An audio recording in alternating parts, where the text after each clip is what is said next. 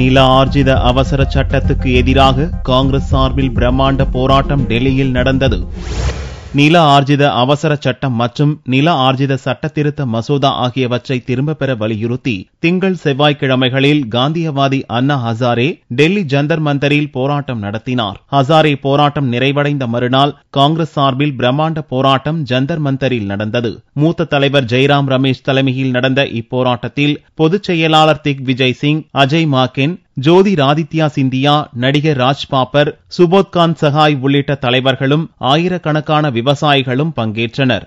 ஆனால் அவசர சட்டத்துக்கு எதிரான போராட்டத்தை அறிவித்த கட்சியின் துணைத் தலைவர் ராகுல் விடுப்பில் சென்றிருப்பதால் போராட்டத்தில் பங்கெடுக்கவில்லை.